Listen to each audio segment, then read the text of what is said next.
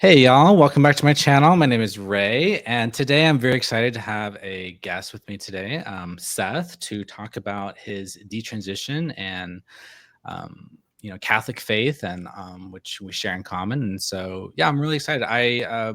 Seth, I ran across your account on Twitter randomly. I don't know how I found it. I just stumbled upon it, and I saw that you are a Catholic male detransitioner, and um, there's not a lot of male detransitioners out there, and if they are out there, not many of them are active on social media. And I thought your story was really interesting, and also, now that I recently converted to Catholicism, and I found Catholicism to be very helpful in my own detransition journey and sort of dealing with like my own sexual issues involving autogonophilia. And Right. and from what I understand, you have a different sort of story in regards to how you came into the transgender ideology, and how you got sucked down the pathway of transition. So please, just can you just tell our listeners like a brief summary of your story, and like however you feel like you want to answer that. Just in regards to trans, or just sort of like where it come from? Wherever you want to start. You want to start like like in your childhood, or if you want to start Yeah. what led you to go down the transition pathway. Like, have you just how you've experienced gender dysphoria growing up, and yeah, I'm just kind of curious, like what led you down that pathway, and also give like some biographical details about timelines and stuff like that. hmm So I come from a very Catholic family. Like both my parents are confirmed Catholics. My father's kind of since lapsed in the faith. I went to Catholic school, all of that, So I had sort of this deep Catholic roots. My parents are my mother is very religious. Both my parents were very religious growing up, but my mother is still very religious. And you know, So you said growing up. So when I was a kid, I was like a very feminine kid, right? So I was sort of like different, I guess, from other little boys. Um, it didn't really bother me too much. Like people that use the word gender dysphoria. I can't say that I necessarily had gender dysphoria. I think as a kid, I just like sort of thought I was supposed to be a girl, if that makes sense. Um, but Like, how then did that manifest? Like, did you sort of like have an explicit like cross-sex identity, like you were like thinking and saying things like I am a girl, or you just sort of like wishing for it or longing yeah, for it, or the how actually did that manifest? um well, I guess my grandmother has a memory of me saying that I was supposed to be a girl at some point. I don't really remember like saying it, but I remember whenever we would play games, I'd always be the girl, and it was always just kind of taken for granted. And I remember like just being a kid and just thinking like, I get it, I am a girl. I'm just the only one who knows it, because everyone would kind of be like, no, you're like a boy, and that to me at the time, it's just like I wasn't really aware of the distinctions, because I didn't know that like boys had different body parts than girls and things. So yeah, I wasn't really aware that there was a difference beyond just like how you felt and what you what you related to, I guess, if that makes Right. sense. As growing up in a very Catholic family, your mom, you said your mom was very religious. Like, how did they react or treat or handle your being different, or being more feminine? Did they try and like pressure you, or to like man up, or be more masculine, or were they supportive of your not At the nonconformity? time, I felt like they were. So I would say this: at the time, I felt like they were doing that, but in retrospect, not as much. I think when my mom looks back on that, she said that she told my uncle that I was going to grow up to be gay when I was really little, and that she was fine with that, um, because my uncle is also gay.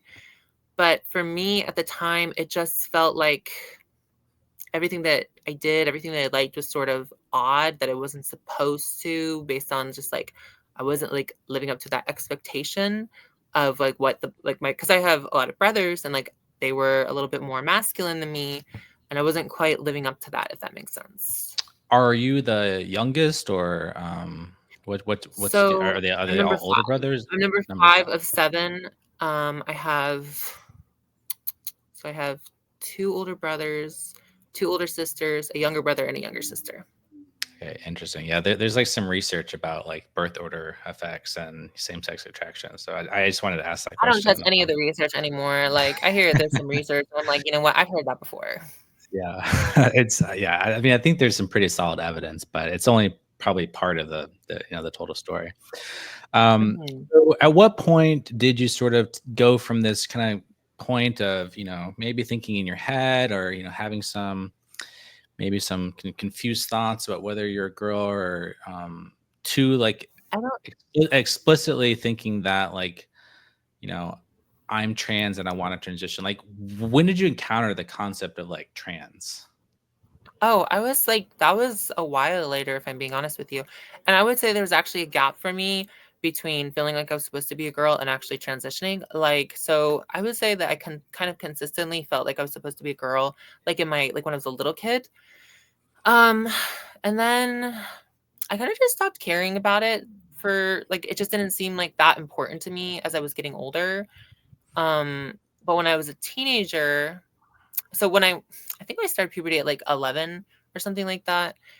And when I started puberty, like I was instantly had this like very strong attraction to males. So when I was a teenager, I did come out as gay. I can't say exactly when, but somewhere in my teen years, I came out as gay.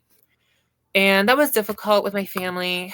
Um, Now I look back and I know they wanted the best for me, but at the time I felt like I was very much buying into the narrative about how I was a victim, how they were trying to oppress me, how they were the enemy, and I was just like, this is who I was, and I didn't really see it that way at the time.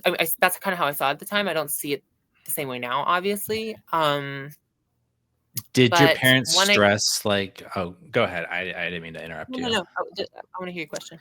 I was gonna ask, like, did your parents like stress like the Catholic teaching on homosexuality? Like, did they explicitly kind of like say like, "Hey, this is the church teaching," like, or was it? Did they even talk about So it? Or I would say not really. We didn't really like my family was very like prudish in general. So I feel like talking about homosexuality would be like talking about sexuality, which wasn't something that was very done. And I don't mean prudish in like a bad way. Like, I mean, I guess actually, like, sure, I think my parents would admit that we could have had like more healthy discussions about sexuality, and I think that that's something that could be talked about among like Catholics is like you shouldn't be leaving kids to figure this out on their own. You should actually be having healthy discussions about sexuality. In my family, we didn't really talk about sexuality that much. It was right, only when the gay marriage issue started becoming very political and like at the front of political stuff that I started hearing them talk about like gay as a cultural issue.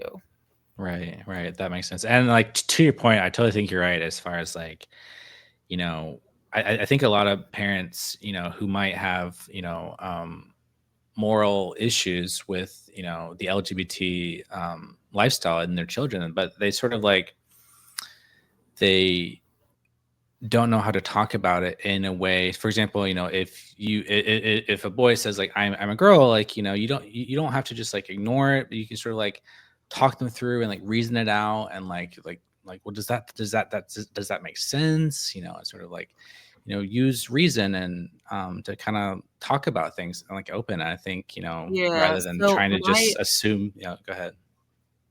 So my grandma sort of like she was the one I think that very much keyed in because actually she thought like when I was a little kid that I was actually going to be something more than gay. That was how she put it. She's like, I didn't know. She was like, I worked in truck stop. She was like, thought that maybe there was something more going on there because she was like, because you were just always more like one of the girls. You'd be very feminine. And I think the way that she tried to do it was she tried to like steer me away from that. So like in my teen years, she would take me to the gym and I was like very weight conscious. Not anymore, clearly. But in my teen years, I was very weight conscious. So I was like, I would get on the treadmills and stuff like that with her, like at the gym.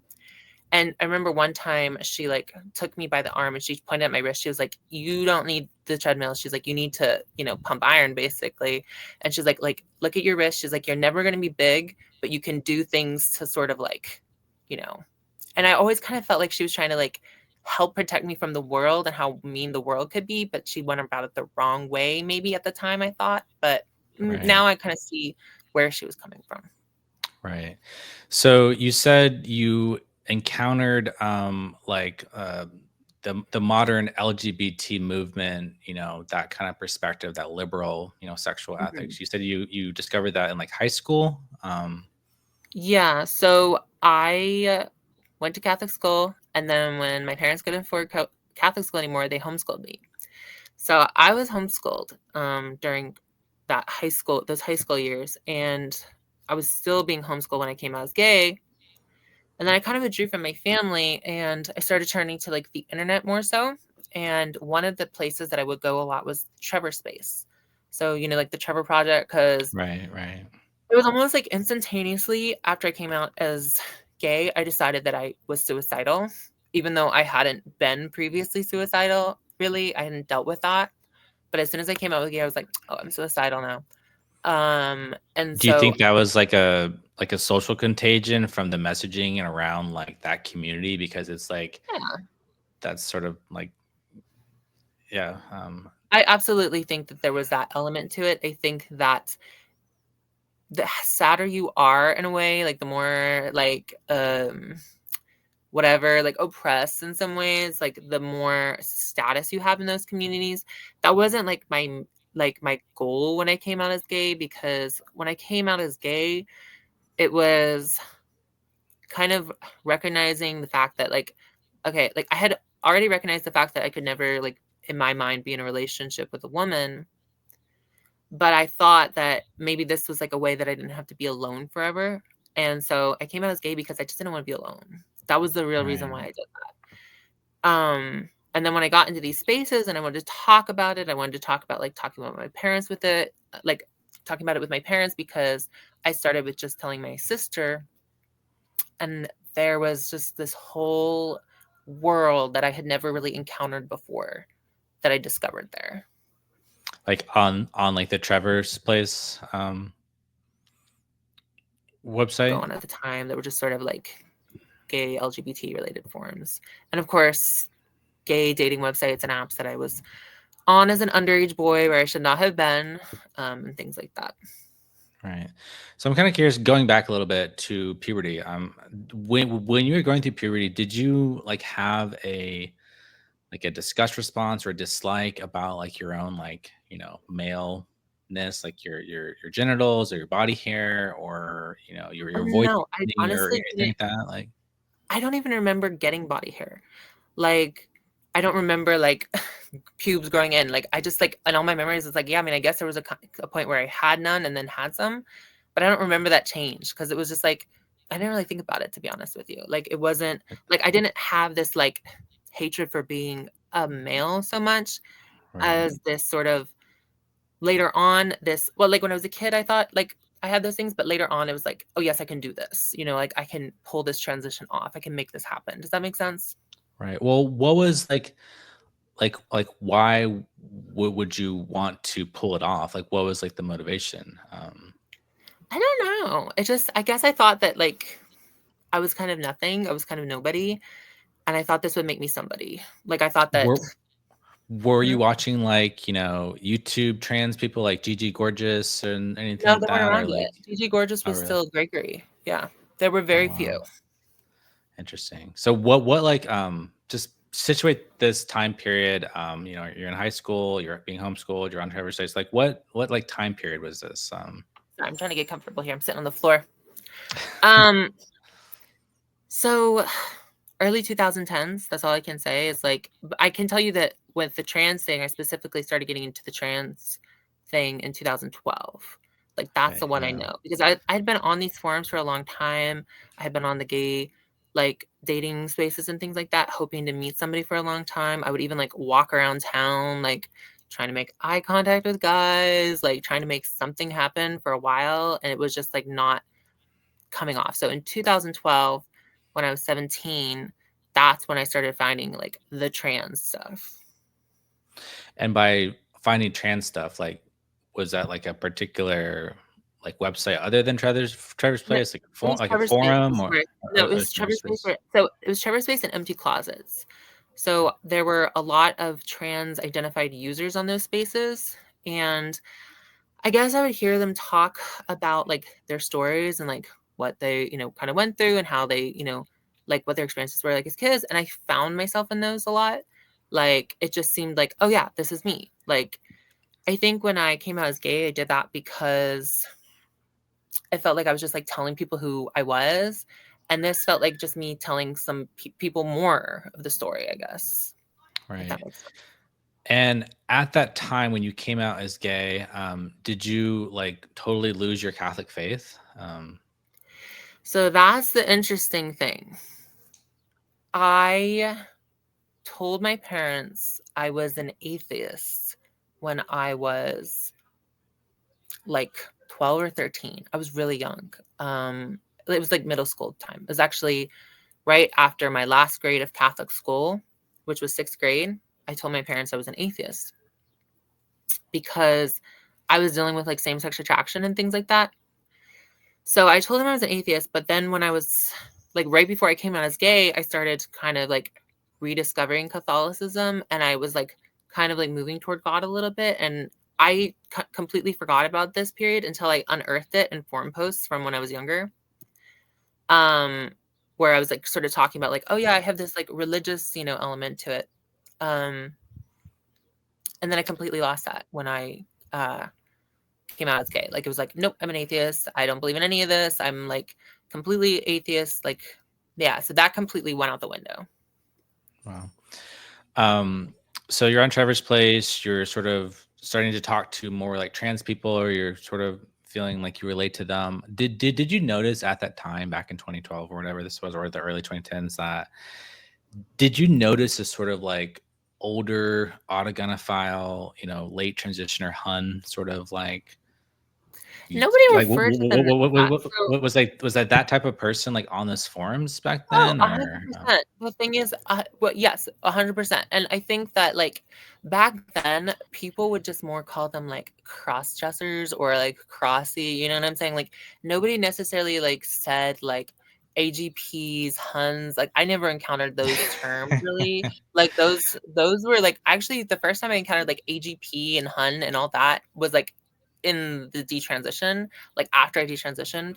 interesting, Back I think that it's like you're aware that there's a difference, but part of it is like when you're that young, you're like you kind of think like some of that difference is because they're straight men. So it's like obviously gay men are a little bit more feminine anyway, but also because they transition later and like they're from a different time and you're kind of like fed that and you're like, okay, whatever. But I right? kind of quickly tried to separate myself from those elements. So who are the people that you were like, you know, saw as like role models or, I had my own friends. inspiration? So I would make my own friends who were sort of like me. They were transitioning. Like I had one I was 17, he was 18. He's actually since detransitioned himself Oh, after wow. many years in transition. He also had SRS. He actually married, quote unquote, a man, and then detransitioned as well. But we kind of would like affirm each other and teach each other things, and we would like share like makeup videos and like things like that, and like we would talk about like going on dates and stuff. And so we had our own little like small coven, so to speak. Like that's Right. how it was for me in the early days. And did you buy into the idea that like you were a woman or you had a female brain, or like sort of I that sort of more like ideological activist type way of thinking about this? Did you ever buy into that framework totally? Not totally. I mean, I think I sort of used that framework to my advantage. I think I thought that there was something different about me, like physically, like inherently. And so there were certain things that I would use as proof. Like somebody told me about like the length of your fingers. So like if your index finger is longer than your ring finger. And so that to me was proof that like, oh yeah, something happened to me in the womb. That's why I'm like this. But I kind Right. of thought that that was true of all gay men, like that all gay men were kind of just like a little different. So I didn't necessarily think it was like me being a woman so much as like me having like a different, like a feminized something. Um, Right. I didn't really think about it that deeply though, if I'm being honest. It wasn't that like spiritual for me. It was just sort of like yeah, let me kind of use that line to help people understand, if that makes Right. sense. You said earlier that one of your motivations was sort of like wanting to be somebody important. Yeah. Did you sort of see that, like trans people or trans women kind of were No. like Not elevated in social spaces, or no. why would you think that, like No, because going down this pathway? I didn't think that trans people were special or important or elevated. I thought like women, like what women had in society, right? I wanted what they had, not what trans people had. Because I just thought And that I what could did be they have? that. Like, what Mhm. was it, the fact that women were like having I felt like relationships with like men? Was that the sort of thing that you were jealous of, or? maybe a little bit, but it was also I felt like women go away with everything. You know what I'm saying? That like I mean, certain things about me that were like liabilities that way, I felt like would be assets the other way. Does that make sense? Like I felt like I could convert my liabilities into assets. Right. So liability would be, you know, My voice, like it, my walk, yeah, like effeminate males sort of have a harder time in life versus, like, a beautiful woman, right? Is that sort right? of the And idea? so I had just started my first job at that time, and I was dealing with like a lot of just I felt like I was just like at the bottom of the totem pole, right? Because there were guys there that would make fun of me, and then there were girls there that they would just like lavish all this attention on. And I don't think it was like necessarily conscious, but it just felt like they were somebody and I was just this nobody. And that like even in the gay community, I didn't feel particularly sought after or wanted or desired. And I wanted that. And that's not a healthy thing to want, but that is what I was going through. Right.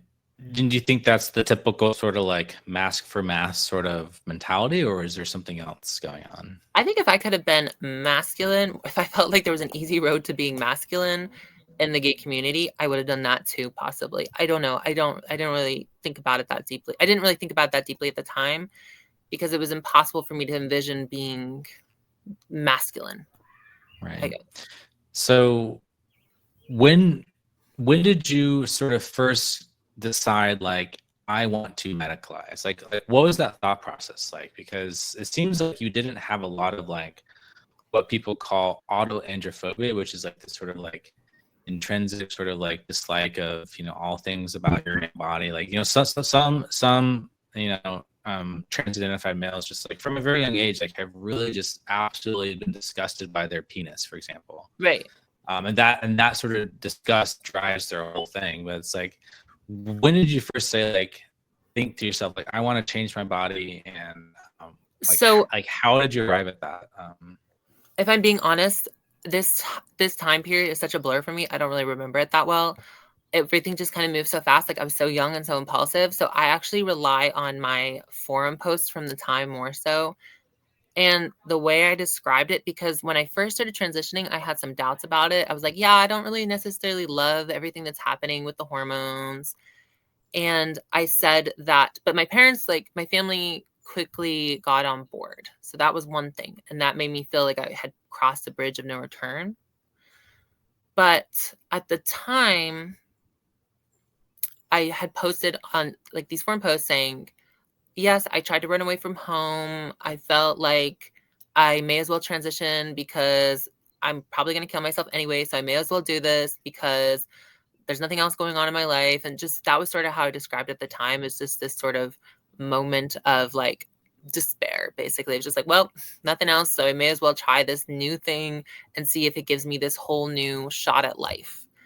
That was actually what I said in the post. I said, I thought I was getting a new shot, basically. Right. So I think that was kind of my mindset. Do you think that the sort of like structure of transition, the fact that, like, when you make that choice to transition, you like suddenly have this like full roadmap of things to do and accomplish, you have to check Exactly. off all these boxes, and it kind of Yeah. provides like structure to your life, and it gives you like a goal to work towards, do you think that Yeah. was like an influential? Yeah. So I felt like the person I was wasn't going anywhere. And that I had this, yeah, it would give me something to do. I remember going into it with this confidence that I could pull all this stuff off, that I would be a whole different person, that everybody would forget the old person, that I would be somebody that would be much more liked, and that I kind of just thought I would have a very glamorous life, that I would be very glamorous. And in some ways, I got what I thought I wanted, actually, in terms of how my transition went. I don't want to go into too much detail, but like I did a lot of the things I thought I was going to do, and they just didn't work out for me in the end. I want to get to that too, like why it didn't work out. We'll definitely get there, but I want to talk about like the medical aspect, like interacting with the medical establishment. Like, what was your like? Yeah. Did you go through like an extensive gatekeeping process? Did you see doctors and therapists, or like how did you? What was like the process to like get on the medical pathway for you? So I was still living with my grandma. I was still a minor. The nearest, they didn't have these gender clinics at the time. There were like none nearby. So I ordered the hormones online. I started taking them. My grandma found them. She was furious. I went back to live with my parents. And then my parents ultimately took me to, I went to a therapist. And so because I don't know what kind of therapist I got, because this was like still in the early 2010s, he didn't do any of that. Like he just took, I exaggerated the time that I'd been on hormones, and he took my word for that. We didn't meet in person. We had a phone call. I exaggerated the time I'd been on hormones, and he took that as like the whole year that I was supposed to be. And he said basically, "Oh yeah, you've met the things, the qualifications," and he just kind of wrote me a prescription, wrote me a referral to an endocrinologist. And so Wow. I kind of bypassed a lot of the gatekeeping, because I remember I sent him a picture of myself at the time because I was like, I'm glamorous, right? I was just trying to sort of like get this all done as quickly as possible. And so yeah, I did sort of bypass the gatekeeping that was present at the time. Right, because presumably he was thinking to himself like, "Hey, this person, they're already, sure of themselves because if they weren't sure of themselves, they wouldn't, have been on the hormones for a year. They wouldn't, put in all this effort." Because I feel like a lot of people in the um, medical work kind of judge things based on like how much effort and also I think there's sort of like this idea that like if you pass better as female, like you're more likely to be like thinking that like it's it's like a genuine identity or Yeah, something. exactly. But the sticking point at the time with this doctor is that he said that he was against gatekeeping. So he explicitly said he wasn't about the gatekeeping. So he was also not asking questions on purpose. And he ultimately, many years later, transitioned himself. Isn't that funny? Wow, wow, And at the wow. time he told me, he we talked about this, and he gave me a colleague's number to reach out to. That way I could have one session with that person at the time. And so if I ever wanted SRS 5 years down the road, I would have the two doctor's letters that I needed, and they would be able to honestly say that they'd had a relationship with me for more than a year without ever seeing me. And so I never saw those two therapists again until I went to have SRS, like ever. Wow, They wrote the referral to the wow. endocrinologist. I never saw them again. And how long were you on hormones before you had SRS? I was on hormones about 6 years. 6 years. Um, Before you had the SRS? Yeah, I had SRS at about 6 years on hormones. Oh yeah. So what was like what was like the motivation for that? Was it like you thought like you'd be more successful dating men if you had, a simulacrum of like a vagina, or like, was this at So like at that point like you actually started to like dislike your penis, or what was kind of no, like the I didn't care. motivation there? I identified as non up until that point because I just didn't really care, and I was kind of scared of the surgery. Um, the impetus was that I had been dating a man, and this sounds terrible, but this is what it was. I had been dating a man, and he left me for a real woman. And I was so like when we were dating, like there was always like this sort of disconnect. And I remember there was a point where I asked him, I said, "Am I too much woman for you or not enough?" And when he left me for this woman, I was like, "Okay, I guess I'm not enough." And so I think I was still trying to get him back. He and I had started like talking and hanging out, and I was like doing all these things to sort of show him that I had come so far, because he met me when I was 19, right? And he was 34 when we met, 19 and 34. So now this time, he's in his late 30s, I'm getting into my mid 20s, and I was like, look how much I've grown up. And so I was doing all these things behind the scenes, there was another man who I was essentially just using for his money. And he was like, I'll pay for your surgery. If you want to open a clothing store, I'll pay for you to do that. And so he was just giving me, lavishing all this money on me. And I was taking it all just to sort of show this other man that I had come so far and that I was like really like on that level now. Does that make sense? I mean, it doesn't make sense, Yeah. obviously, but I'm No. talking No. about my I mindset. think. Yeah. So, what was like your success, I guess, dating men? Did you ever develop like a healthy long term relationship with like a man? So I always had this issue of, so I only loved one man in the whole transition. It was the same man. I met him when I was 19. I was very early into the transition, and I chased after him all the way up until just before I detransitioned. Um, I met him like I was very young, I was very vulnerable. So all the other men that came into my life, whether they liked me or not, didn't really matter because I had found the one that I wanted, and I was committed to that one man, if that makes Right. sense.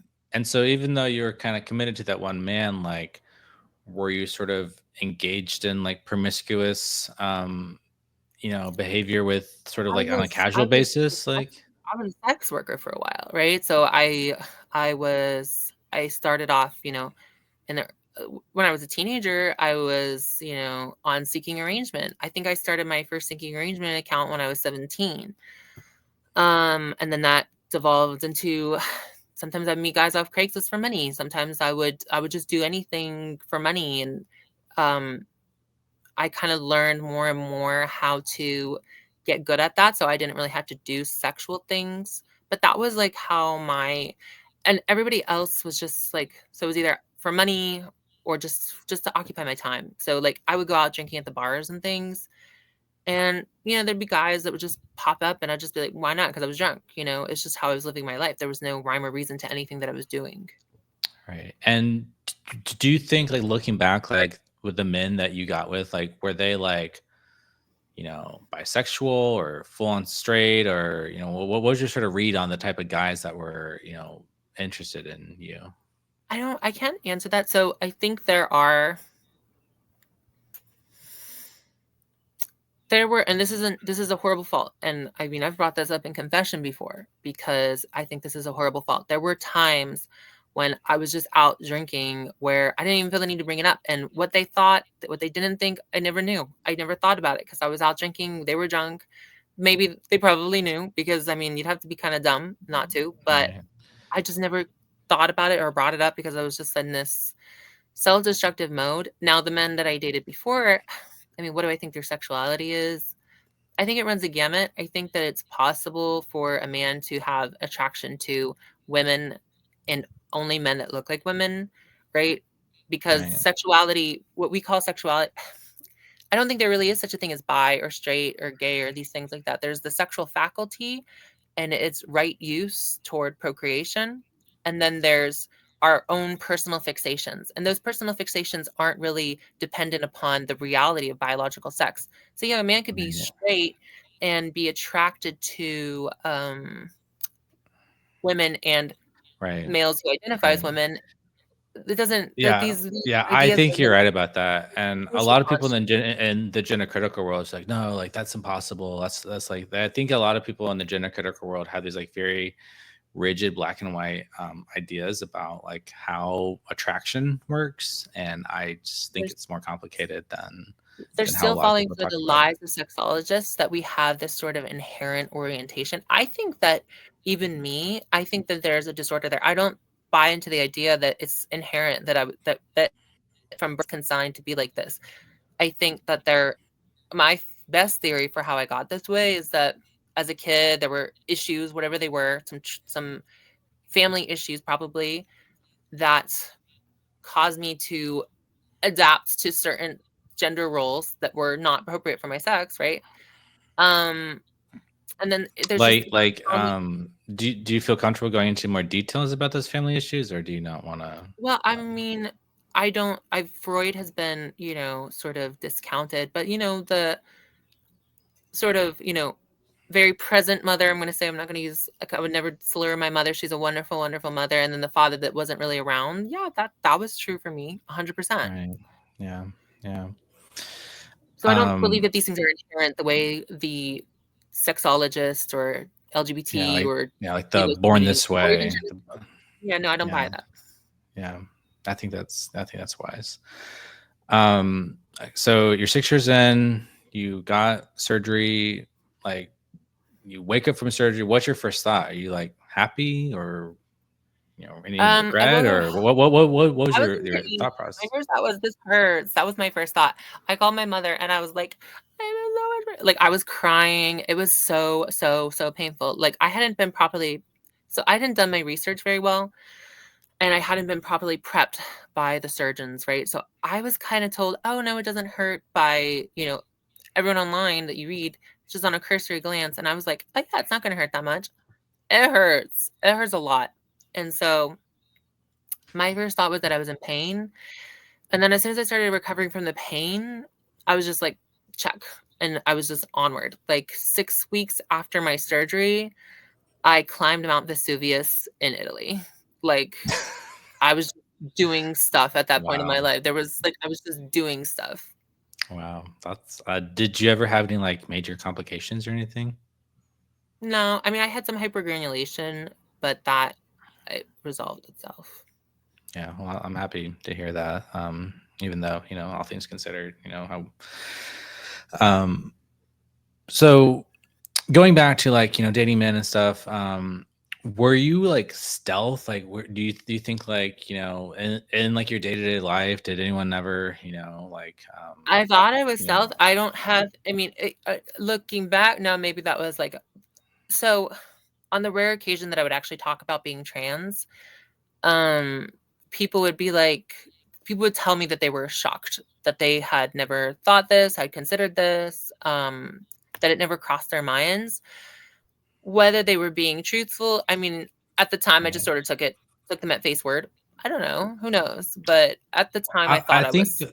usually the biggest thing that I think clocks, trans women is like their voice, and like you seem to have like a Mhm, slightly higher pitched voice. Like your voice doesn't seem to have like dropped all that much. mhm. So I'd imagine, did you like voice training or anything like that?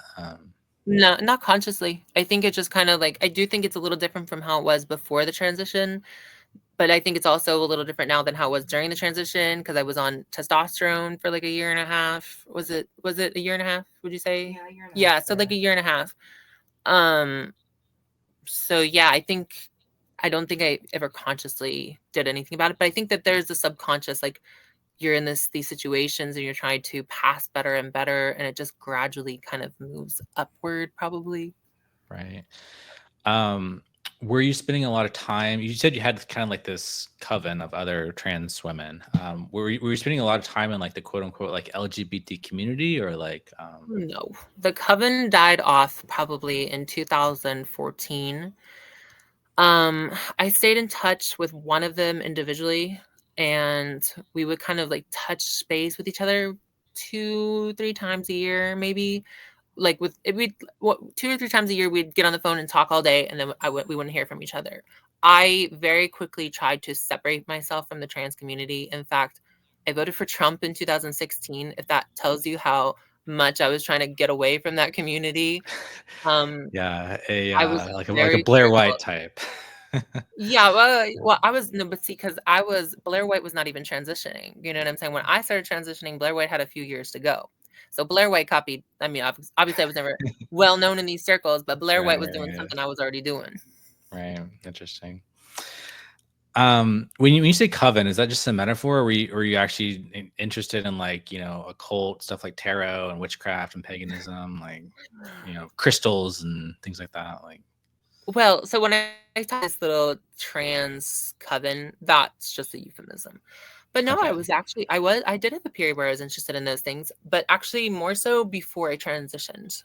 Um, so when, like, after I came out as gay, I started spirituality, new age spirituality, transcendental meditation, and I was very interested in those things between coming out as gay and transitioning. So yeah.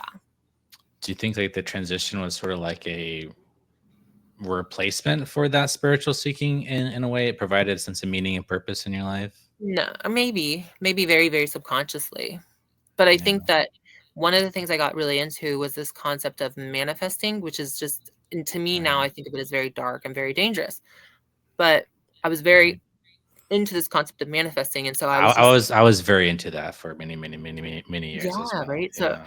transition in a way is like manifesting like the life that you want to have, right? And so I think that they kind of went hand in hand, right? So it's like you want this life, this is the person that you're going to have to be to get there. Does that make sense? Yeah, no, I think that's a really insightful analogy that, the way in which the modern trans community views transition, it is a form of manifestation about, it's about expression of self into the universe. You want your inner self, this authentic self, Hmm. you want to sort of express it into the universe, sort of, it's kind of like your Even thoughts sort that of going almost out. sounds, and I have to give myself, like, I have to be, even that to me almost sounds more innocent than I think that my mindset at the time was.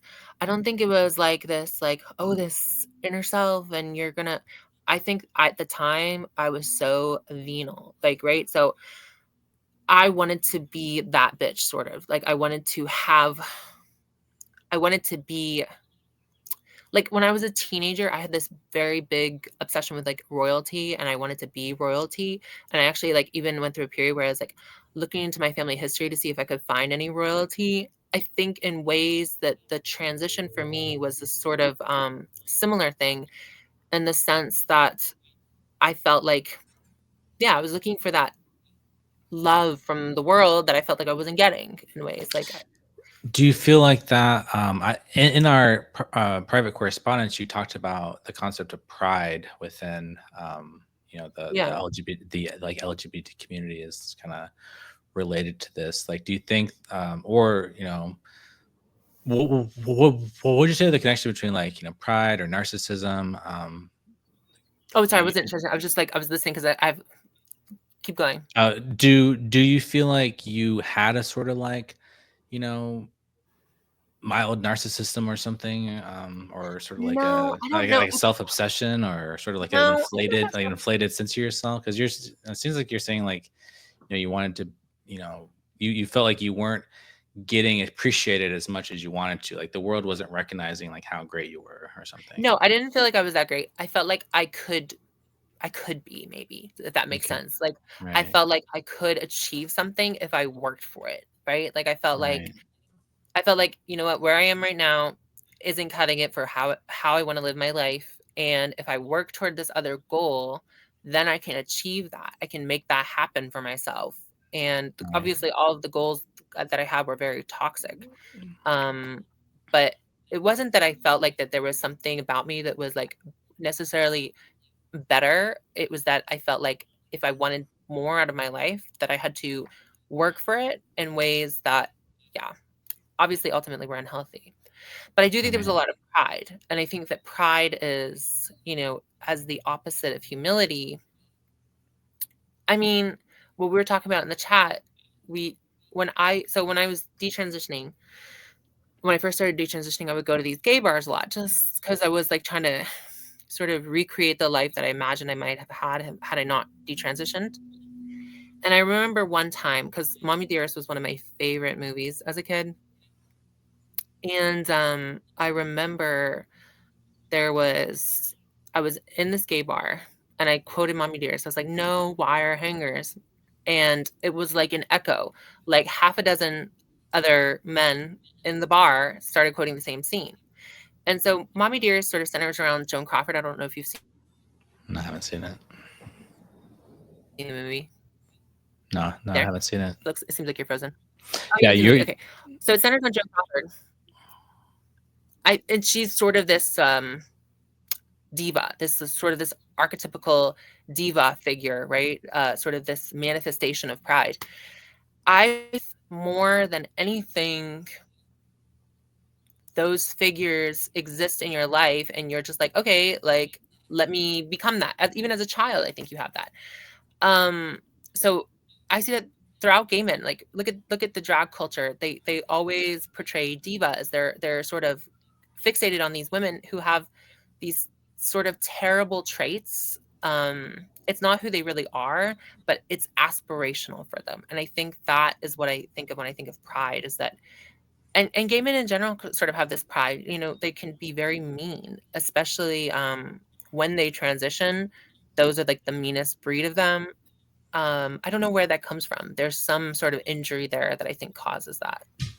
Yeah, interesting. Interesting. Yeah, I have sort of noticed that within, well, using the sort of like Blancharddian distinction between HSTS versus AGP, it does seem like the stereotypes for the HSTS is like, catty. It's like the catty, Mhm. the catty trans women. They're sort of like, reading each other and stuff like this, and Yeah. that kind of like almost like that, you know, uh, ballroom culture of reading and and stuff like that. Like that's kind of my sense, but I'm not very familiar with that world, so I'm just kind of going off stereotypes.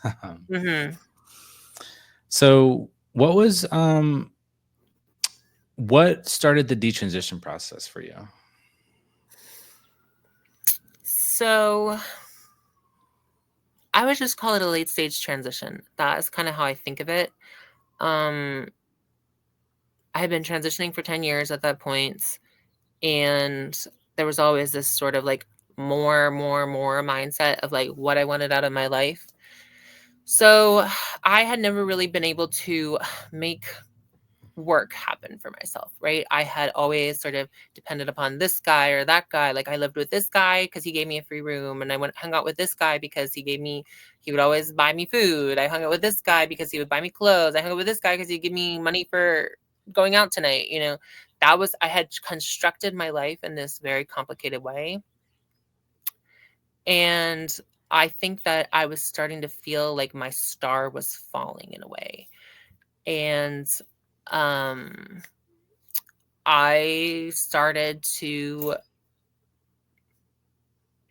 want to get married, settle down, meet somebody who would take care of me, and just sort of live out the rest of my life in this, sort of idyllic, idealized, whatever. And I Right. didn't, and I sort of set out trying to meet that person. Without getting into too much in my personal life, because I'm thinking now how this sort of plays into things that I don't want to get into too much publicly. Um, there came a point where I felt like I had gotten everything I had ever wanted, and it still wasn't enough. And I just woke up one day, I looked in the mirror, and I was like, this is a mistake. I just had this instantaneous realization that this was a mistake, that everything I had worked for, everything I had done, it amounted to nothing, because I had gotten everything that I set out to get, and then some, and it just amounted to nothing. And so that sort of started this search for like what I had left behind, like this new search for authenticity, I think. Right. And when you had that kind of, sudden epiphany, was there any kind of religious component to that, or No, or yeah, it was no, just like not at all. this. Interesting, interesting. Not at all. So you had this epiphany, you realize you made a mistake, and then like, obviously you've had SRS, so it's like, there's only so much you can do. Like, did you, what was like your detransition process like, medically speaking, or, So I went on testosterone pretty quickly. Within about within a couple months of the time that I told my family that I was detransitioning, I did start taking testosterone. I think that what happened was that the detransition process started with this desperate look backward in a way, this look into my own past, this nostalgic, idealized view of my past, who I was, who I could have become.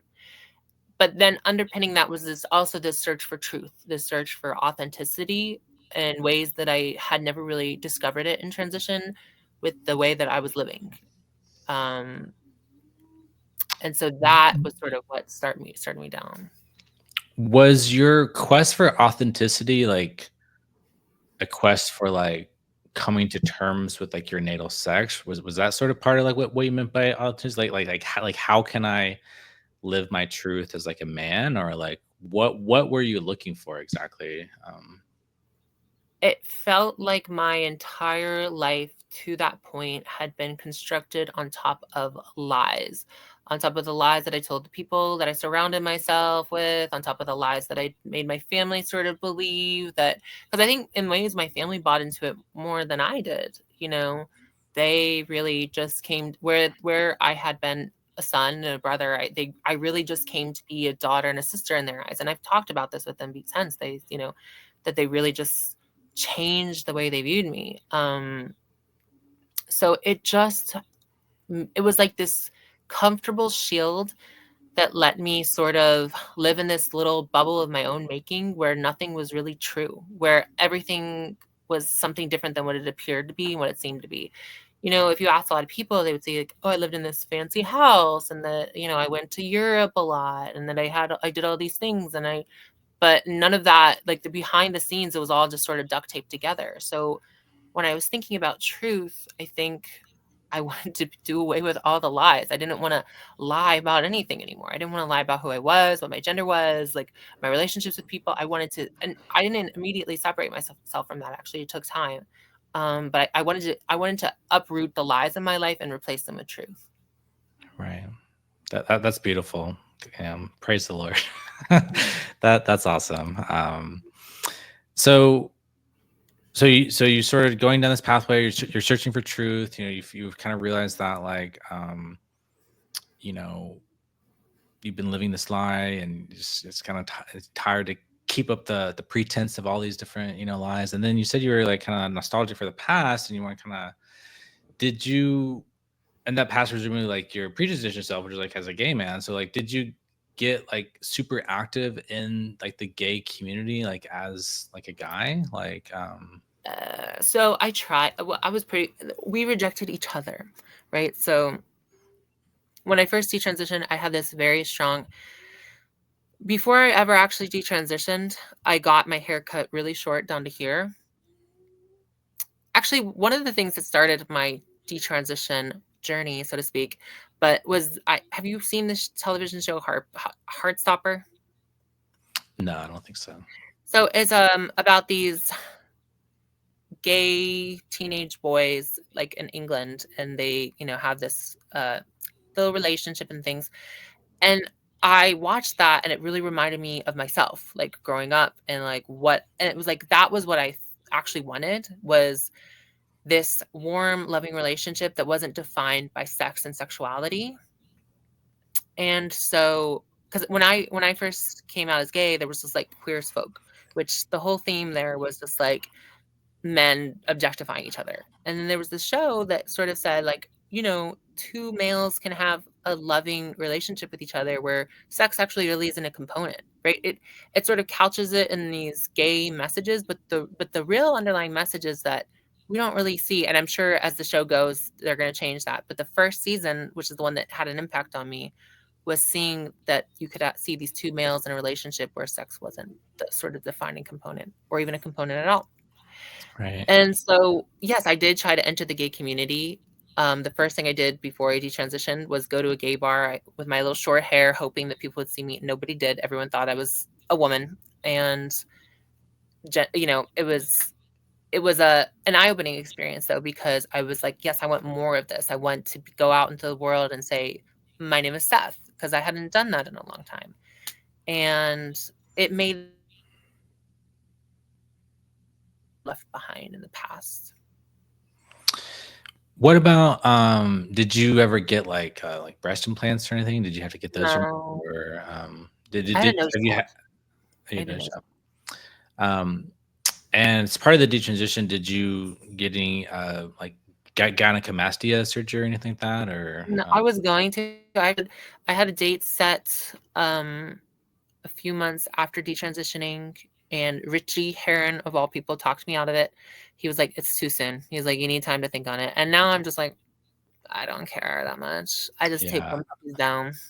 Right. I'm pretty similar. I've gone back and forth. Like I have definitely like, a pretty mild case of they're not like it's not like that bad, but like it definitely it makes me sometimes it's hard to feel confident as a man like dressing, and like the way I want to dress. It just feels like, because there's always like, I don't know, there's kind of like these like masculinity influencers who are like, oh, if you were a soy boy with bitch tits, you're not a real man. And it's kind of like this idea that like, Look, that didn't work for me the first time. I know it's not gonna happen this time, but I set my lot in yeah, life. yeah. And also like, now that, I'm Catholic and stuff, and I'm part of like my whole like detransition was like wanting to like move away from medicalization, move away from the medical industry, like get away from, Mhm. drugs and the idea of surgery. So it's like, and I really got attached to the idea of like bodily integrity as being this like intrinsic good. So like, Mhm. and so now it's like, yeah, it's like, I'm not as confident as I probably could be if I got the surgery, but on the other hand, like I really almost feel like there's a moral component and like wanting to just learn to be happy and accept the body you have. And even though, God didn't like make me put those hormones in my body, like I did this to myself. So it's like in some sense that's not like natural, but it is like who I am like now. So It's your it's like, cross now. right, yeah, exactly, that's Well, it's what I mean, if we're talking about these sort of obligations to change these things, like where's my obligation with the surgery? Like that would sure there are grim, morbid surgeries that you could do to kind of create the image, the appearance of something different, right? But actually, what would be the more spiritual thing to do would be to sort of accept what is and not try to change it and bear it as a cross. And I right, think that when we think about going down, I mean, I actually totally understand, especially for men who are heterosexual and want to have a right, healthy relationship with a woman. If they want to do things that make them sort of more what a woman would want, totally get that. right, yeah, But and it has to be done for when we do anything, we should be doing it for a valid reason, right? It shouldn't just be like my own vanity. Like I have a particular discomfort with this. Well, your discomfort is actually with your choices, and right, what you're focusing on is the result of your choices. And if you don't have a valid reason to choose differently, then you should bear that cross and yeah, live with that yeah, mistake. that's very wise, very wise. Yeah, I'm still grappling with all this stuff. I haven't really made up my mind. I've kind of, I mean, I've been detransitioned for almost 2 years now. Mhm. Um, so are you currently on any kind of hormonal supplementation or, So when I moved out of the state, I had been so it was really hard for me to get appointments. I had to actually sort of like strong arm Planned Parenthood into prescribing me testosterone for a long time. When I left the state, I lost my access to my testosterone. And at that time, I was actually sort of coming to the religious, my religion was coming to fruition, maybe you could say. And I think that I kind of applied the same principle there is that it didn't feel like I had a great medical reason to do it. It was going to cost me a lot of money, and I just sort of stopped taking it. So at this point in time, I'm not on anything. do you worry about like, osteoporosis or anything like that? Not Or really. kind Maybe I of like should. how, yeah, I think like, I'm not a doctor, but I just feel like, long term, I'm gonna go the way of all flesh either way. It's yeah, that's true. And also, there's some interesting, like, historical anecdotes of, like Chinese eunuchs and stuff, and I they look didn't, Ignatius better. and like they didn't like, get testosterone supplementation, but they actually lived pretty long. So it's like it's not necessarily like, I don't think it's like optimal for health, but like yeah, like maybe it's not like gonna kill you right away or something. Saint Ignatius of Constantinople was a eunuch, and he lived into Oh, his 80s way back then. So I'm like, if it was good yeah. enough for Ignatius, I don't So, know that I also don't know that the health benefits of exogenous testosterone are equivalent to what you have in your body. Like I don't know if right, that's like right. I don't know. That's a very good point. Very good point. Because I think it's processed differently, maybe. Yeah, I mean I don't know. Um, I'm no doctor. right. Yeah. So I want to get into your Catholic, your journey, back to your Catholic faith. Like, what was that process like? How did you get pulled back into, the fullness of truth of the Catholic Church? So a pivotal moment for me was the eunuch archives, actually. I had been grappling with and trying to process the sort of what trans was, like what I had gotten myself involved with. And I was learning more and more about like WPATH as an organization. I don't know if you saw some of the, I think her name is Genevieve Clark. Redux, yeah, the Redux, Redux reporting Redux, and that, all of yeah, their yeah, coverage, yeah, yeah. yeah, They did a yeah, lot of coverage on the eunuch archives, and this was something yeah. that was so new to me. And I was reading about it, and the people behind that organization seemed to have some, it didn't seem like just purely an agnostic, atheistic, mad scientist movement. It almost seemed to have its own little spiritual characteristic to it, especially when you read the other writings of the people that were kind of contributing to some of this stuff. It had its own little, those elements in there, Like a diabolical, like a diabolical element. And so I moved back in with my mother for a time, and she's very Catholic, and she had been praying and praying and praying over me, as had some of like the people that I had grown up with in my Catholic educational community and things like that. I learned later that they had been really praying for me. And I started to feel this overwhelming, it's hard to even describe. It's like there's this overwhelming sense that maybe some of this stuff was real, that some of the stuff that I dismissed for so long, that maybe there was some merit to it. And I kept saying to my mom, I was like, this stuff is so evil, it's demonic, but like not literally. And she'd be like, no, it's demonic. And the more I kind of sort of explored that idea, the more I guess it started to take shape in my mind, and I started to really see, I don't know, the legitimacy in some of these, you know. So I guess it's complicated because there was a lot going on for me at this time, and there was a lot that isn't just my story to tell. But I had a friend who was also a detransitioner, who had sort of a very, very strong spiritual encounter of his own. And the nature of that was something that was just so profoundly moving for me. And just watching him, actually just make his own journey toward the church and seeing, the way that was going, it was just very, very profound. And after that happened, I actually ended up moving back to the DC area. And I was just trying to resume my life, trying to forget about all this stuff, that everything that happened at my mom's, some of these encounters with darkness, encounters with evil, I was trying to put it out of my mind. But I started to feel this sort of tug to religion. It wasn't going away. And I became increasingly aware that that feeling that I was having was the work of the Holy Spirit, that it was exactly the way it was, the Holy Spirit was described to work. It was working in my life. And I had this moment where I was speaking with my mother, and I remember I just actually understood deeply that everything she had always told me was true. Um, and it all clicked, and I fell to my knees. I said the Our Father, and I never looked back since. And then after that happened, everything just started exploding outward, right? It just started. I mean, there was a time when I was going to the local Catholic church, and I actually wanted to take a catechism class because I hadn't been to Catholic school in a long time. I was like, let's get a refresher on all this, right? And I was supposed to, so my friend said that he asked me if I wanted to meet up with a mutual friend that night. And I was like, oh, I can't, I have this class. And he was like, well, we'll come along for one and then you can go to your class. So we meet up, and it's in a whole different town where we're meeting up, and we're having a good time. We're having drinks and things. And she says, well, I was like, oh, I'll skip my class tonight. We can just stay out. We can keep doing this. And she's like, oh, I can't. I have something at 7 myself. Well, it turned out that she was actually going to the exact same class as me.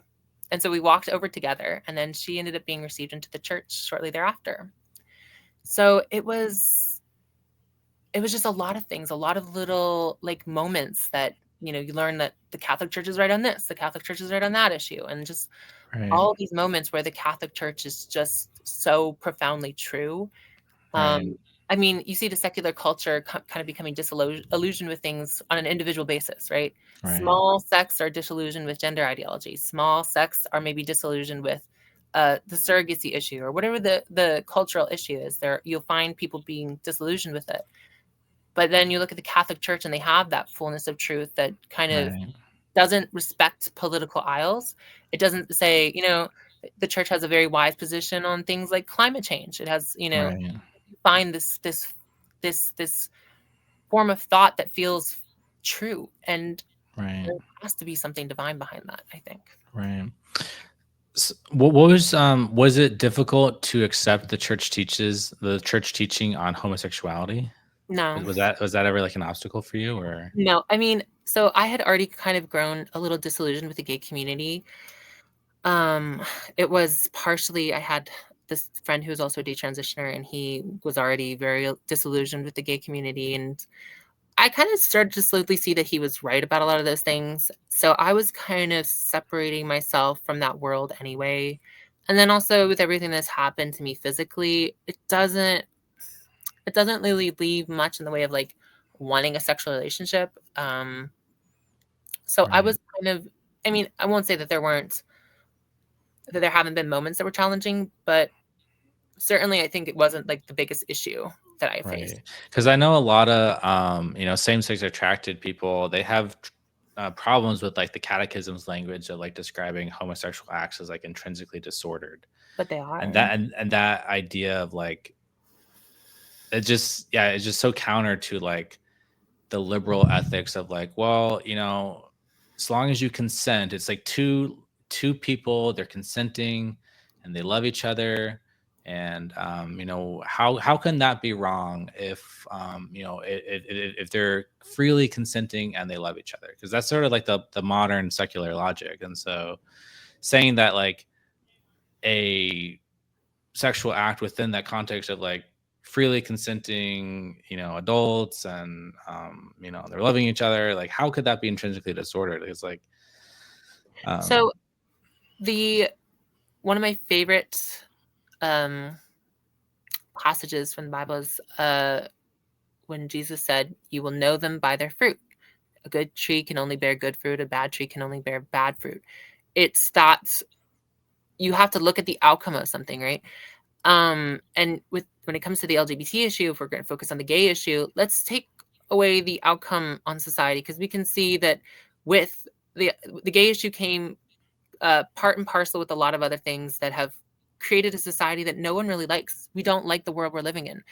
We're not happy because it doesn't fulfill our real needs as human beings, right? But if you even just take away the impacts of all of these ideologies on society and just isolate the gay issue and what the fruit is of that, gay men aren't happy, right? Gay men have chronic rates of, I've talked about this on my Twitter recently, gay men have chronic rates of loneliness. Gay men are chronically single. Men are chronically sexual. They have multiple sex partners. They an order of magnitude more sex partners than their heterosexual counterparts. They have an insane amount of an insanely high number of STDs, right? So I think I read that the gay men are 2% of the population, and they make up 59% of HIV and over 60% of syphilis cases, right? So right. this is not a community that you can. People might feel that it's fine, but the fruit of it is telling us otherwise, and Right. the church is telling us otherwise. And there we have more reason to believe the church on this just based on what the outcome is for those people who enter that gay lifestyle. Right. It does seem like the secular response is going to be like, well, all that is just due to the fact that gay people are marginalized and oppressed, and they don't have proper resources because of discrimination. And if society wasn't so homophobic, then you know none of this would be an issue because they'd have the resources to have proper health care, so that take care of all the like the diseases and like and the fact that they're lonely is just because of society or something. It's like that seems like that's probably going to be like the answer is like this is When I think of the poor and downtrodden, do I think of gay men? No. Go to any major city.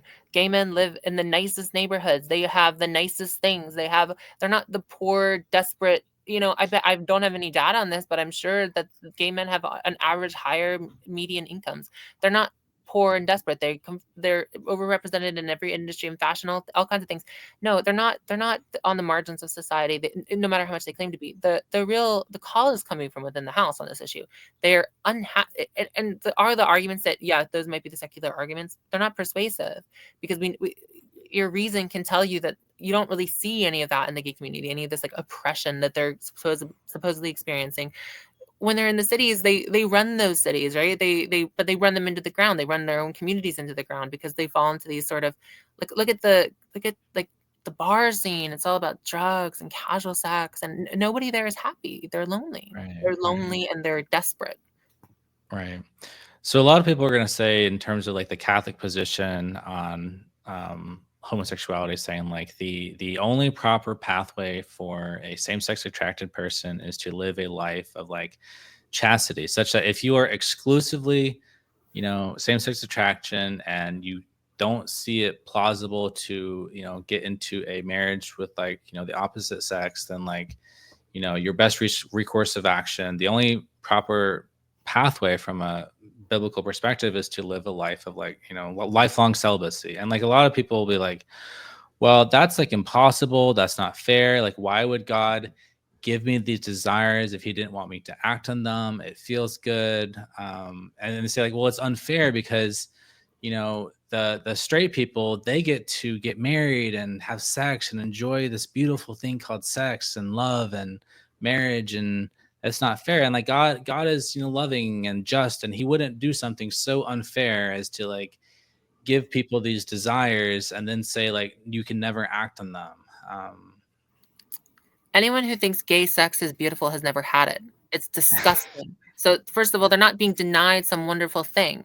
What they're being denied is doing something that inherently deprives them of their dignity. What they're being denied by the church, under pain of sin, is doing something that offends their own dignity, for starters. Let's say it offends God, but it offends their own dignity, for starters. And it actually becomes something that separates them from the ability to love one another, because there's nothing, the act is not oriented toward any real end. It turns them into consumers. It makes gay men just consume each other. And that's what we end up seeing them doing. This idea that sex and marriage are the most beautiful thing, they're beautiful things. But first of all, that avenue is actually, strictly speaking, open for every quote unquote gay person. This is just, the avenue is open toward having, being in that relationship with the opposite sex. It's not open toward making a mimicry or a mockery of what's shared between a man and a woman. It's open toward, if by some miracle or some personal change or transformation you are able to have that with the opposite sex, amazing, it's open to you. But also there's a lot of beauty to be had in bearing our crosses and saying that, okay, I might struggle with this feeling towards somebody of the opposite sex, but I'm going to bear that cross for a reason. And that in itself is a beautiful thing. Bearing our crosses is a beautiful thing. It glorifies God and it gives us dignity. It preserves our dignity as well. So it's for us and it's for God, and it's, and it's for society in the end. And so, yeah, no, I don't think that any of those arguments are persuasive. I've heard them. I grew up with them. I let them lead me down a dark path, but they're not persuasive. Right. And that's so beautiful. This, the idea of like bearing our crosses. I heard, I'm not sure if you ever listened to Father Ripperger before. Yes. So he said something that really stuck with me one time, which is,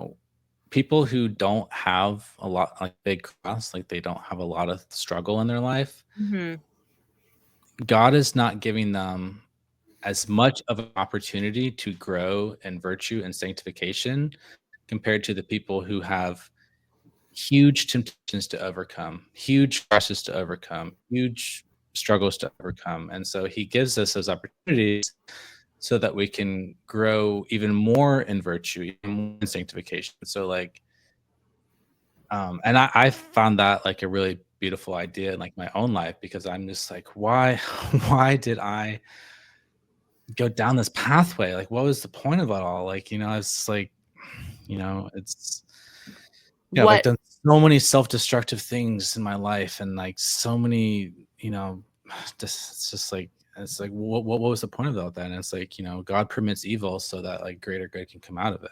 Exactly. So the enemy wants this to be your means of destruction, and then God wants it to be your means of redemption, right? That and you have that choice. You're put in that position where you have this choice. It's like, am I going to follow this path toward redemption, or am I going to follow this path that results in destruction in this life? Surely does, but also in the next life, right? It's leading you toward death. It's leading you toward destruction. It's the Right. choice. We all have that choice to make which way to go. Right. What was the reception within your parish, or your local Catholic community towards like you and your story? Like, did people, like were like judgmental or accepting you, or I what mean, was?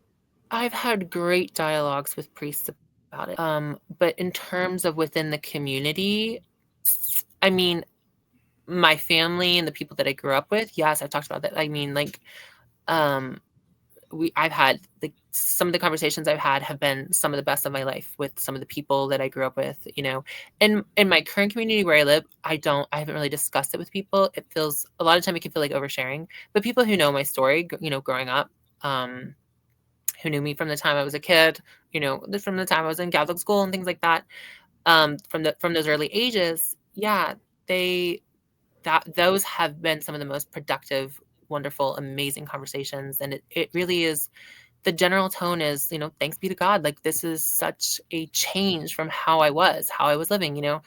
I mean, I even feel the tonal shift in this conversation from the beginning where we were talking about like how I was, back then.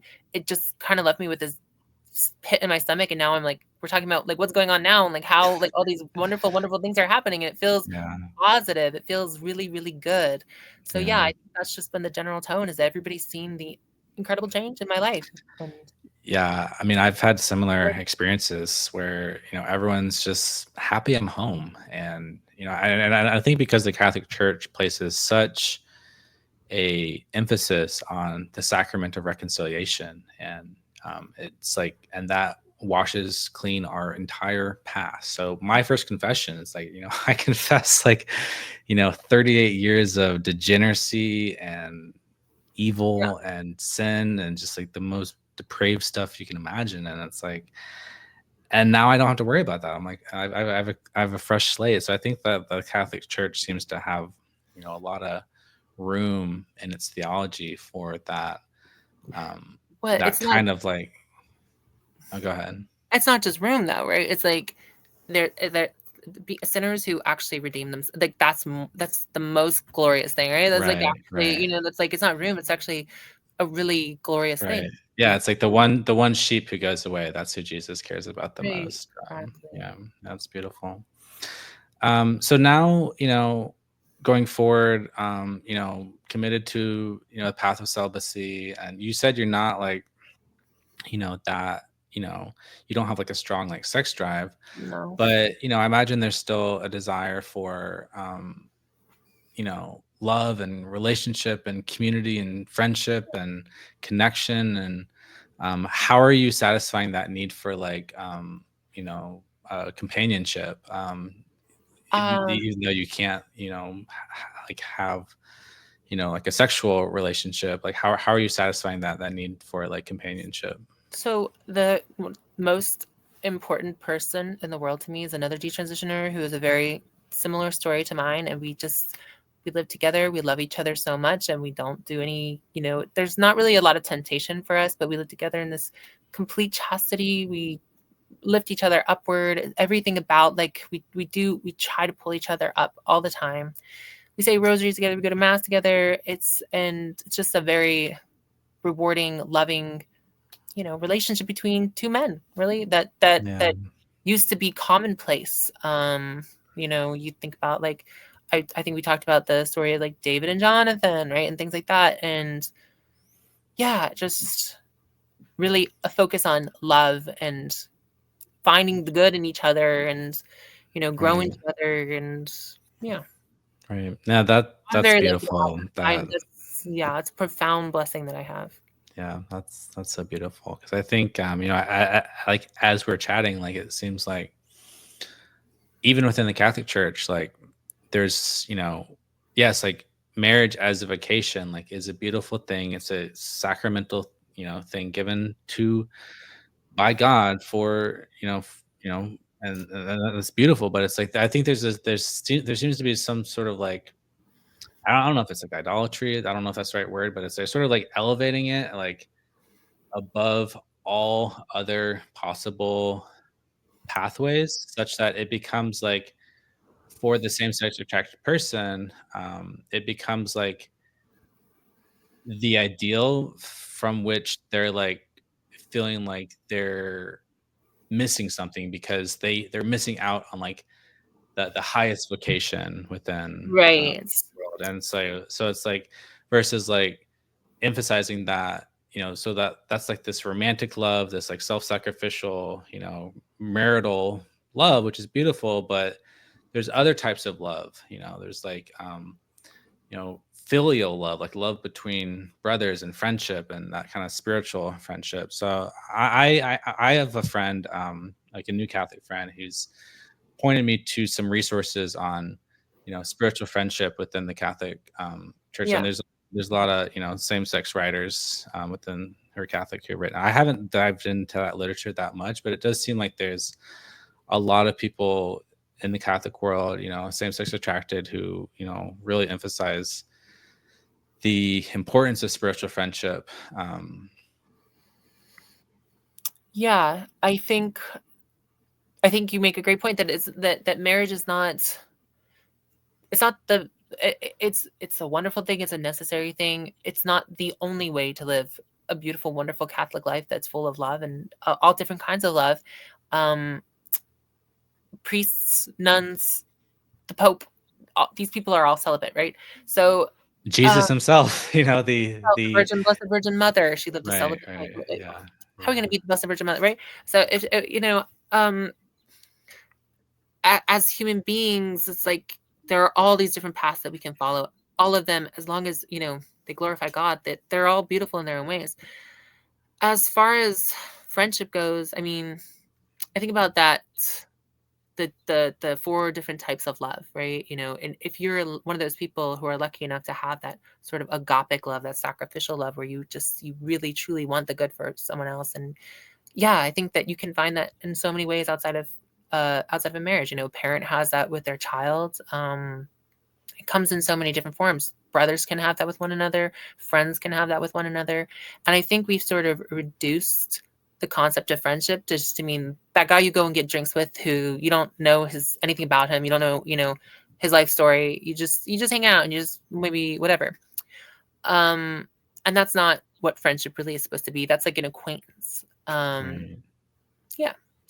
So I know within the world of same sex attracted Christians and Catholics, there's just kind of like these various debates about side A and side B and all these different things. And within these debates, there's sometimes like a debate about whether it's like appropriate for Christians or Catholics to identify as gay, saying like I'm a gay Catholic, where they make their gayness a big part of their identity. So I'm curious, like, what's your thought on that dialogue or that debate that's happening? My thought is that I'm not a gay Catholic or even a gay person. I'm a child of God. And I think that the entire concept of gay as an identity is very new. It locks people into something that is intrinsically disordered, as the church teaches, and it makes them identify into that. And it worsens the obsessional element that I think that a lot of, gay people have. I don't, I don't, I don't identify as gay. I don't think anyone really has any good reason to identify as gay. Gay is a political term. It aligns you with a political identity. It aligns you with a political coalition, and no matter what way that coalition is pointing, it's not pointing to God. And so I think that I would just encourage anybody, who is Catholic, to not really opt into a gay identity. Now, of course, do I use the term sometimes in social situations, because not everyone's going to get that nuance, and people just look at me and they're like, "You're gay," and you know what I'm saying? Yeah, Right, sure. right, It's come up. It happens. Is it right, funny sometimes? Is it a funny little joke to make sometimes? Of course, Right. But is it my identity? Is it a key part? No, it doesn't Right. need to It's be. like it'd be like me saying like I'm an AGP Catholic. It would So be it's weird. just like, Yes, um, exactly. and because part of what I've come to learn, is that now that I actually believe in the Christian anthropology of like, that we are, made in the image of God, but we were originally made where our sexual desires were properly oriented before the fall. And then after the fall, there's like our human nature got corrupted in some way. And that corruption is like passed down. So it's like, so I consider my own AGP to be so to say like, yeah, it's like it's not a sin to be AGP, but it'd be sinful to act on those paraphilic desires. Right. And someone's like, well, God made me that way, and I'm beautiful because I'm born this way. It's beautiful, but I would say like no, it's like I consider it like my AGP is part of like the fall, so it's like it's disordered. So it's not sinful, like I'm not like being AGP is not going to like immediately like damn me to hell, but just because it's not going to damn you to hell in virtue of having it doesn't mean it's not like disordered in and of itself in terms of like the way in which my sexual desires are kind of like naturally from all my life they've been oriented in this particular weird messed up like way, and it's like I don't think that's like neutral or anything. It's not just like this neutral thing that's like part of me. It's like it's definitely like a result of the fall. And so like so like why would I identify as a core part of who I am something that is like a result of like my corrupted, fallen, broken nature? It just so that's But kind of like how I came to understand my own like and that's a weird. great way of looking at it. And I think that for me too, there's another element to this is like, so even heterosexual men, but men who have these sort of objectifying fantasies about women that they indulge and that they nurture, that's disordered too, right? So to have to Right. be sort of this like this guy, because a lot of the time, even like men who are heterosexual don't have any AGP inclinations, they'll go down this pornography rabbit hole where they end up fixating on certain fetishes and things like that, and then they develop this objectifying. We think about, oh, it's almost like the sexual faculty is seen through the lens of masturbation in a way. It's like, what do you masturbate Right. to, right? That's kind of Right. the way we Right. look at it. That defines your And sexuality. that's how the sexologists think about it too. It's like let's measure how you get aroused when we show you pornography, and then that's going to determine like what your innate sexual orientation is. And it's like that's like yeah, like to your point, like that's disordered. Like that they're sort of like using your lustful objectification preferences. So you're using like what is your favorite vice in order to define who you are, which seems like weird to do to do that. Right, even if you're like, there's if you're a guy that's like obsessed with blondes or something like that, and you nurture that, it's not necessarily like really a healthy thing to do. I think that the sexual faculty is a tool. Now that it has a use, it has like, and it has a purpose, right?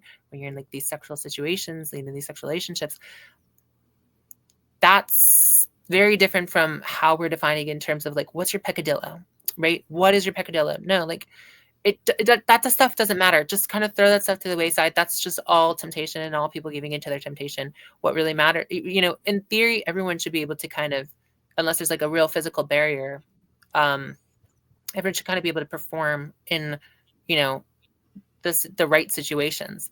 Right. Um, but some people, because they're so fixated, because they've nurtured those fixations so much, whether it's homosexuality, AGP, or just some straight kink fetish that's just way out there, they're just not even able to perform, right? They're not even able to live Right. up to that. Right. Yeah. Yeah, and I think your That's why point about it. Oh, go ahead.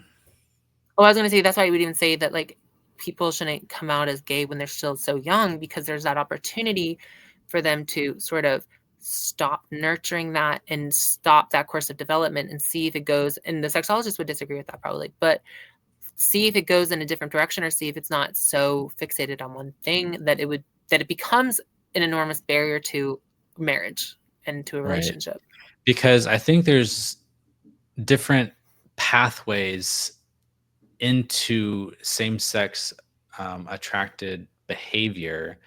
One of those pathways might be a sort of like, like this hormone issues in the womb or something, or birth order effects that kind of cause you to have like this feminization in like the womb that makes you like more effeminate as like a young child. That seems like more like your case. And then there's like other cases where it's like there seems to be like this AGP phenotype drives men who could potentially develop healthy relationships with women, but they sort of like subliminate those desires and they get inverted and twisted, and they sort of like channel that into thinking and into men, because sleeping with men like validates their idealized fantasies and stuff. So it's like that and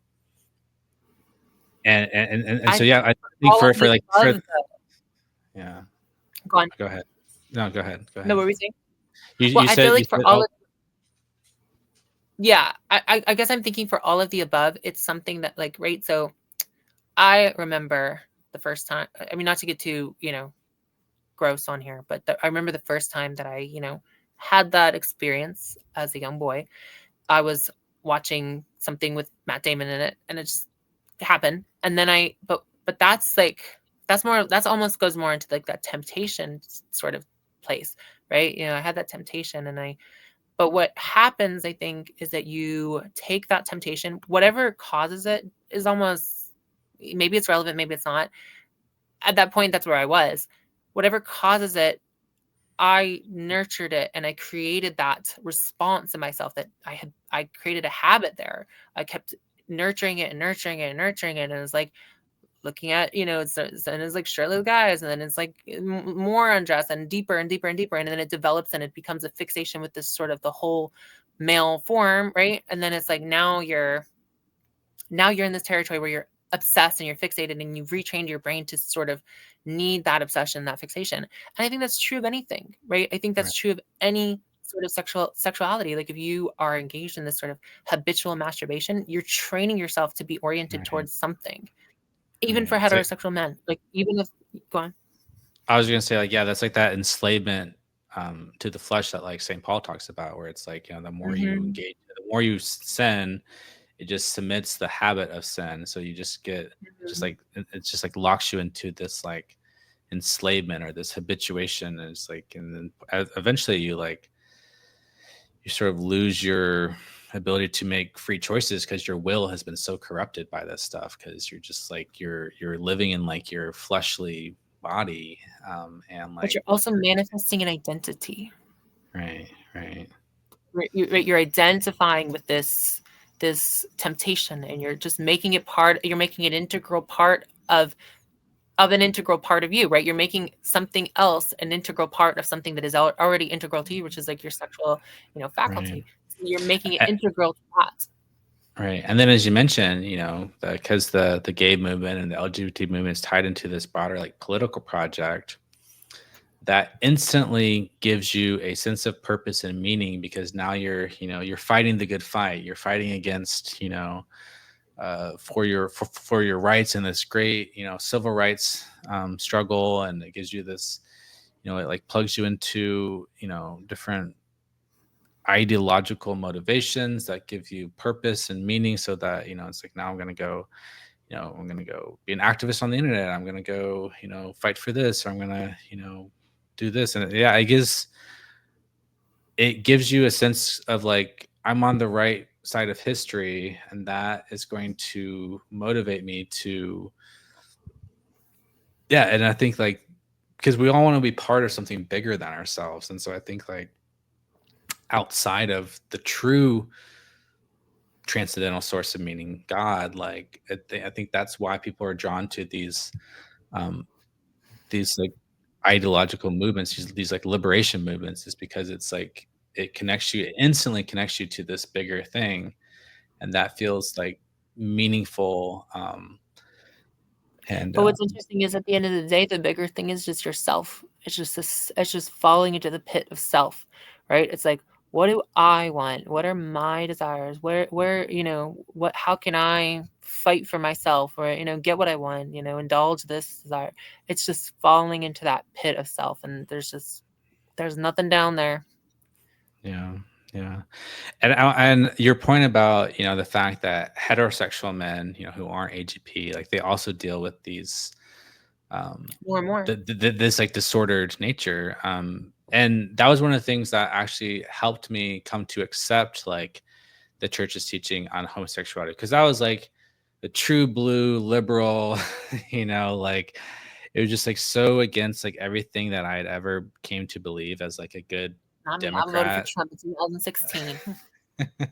And just like that like ethic of like, well, there's consent and there's love, and that's like, what else is the basis for developing like a ethics to judge whether something is like um healthy or not? And with like, masturbation and stuff, but then I came to realize that like, and it just seemed like so unfair that, that like gay people couldn't have, this. And then, and I feel like, oh, like the church is asking, gays to have this impossible thing of living this like celibate life.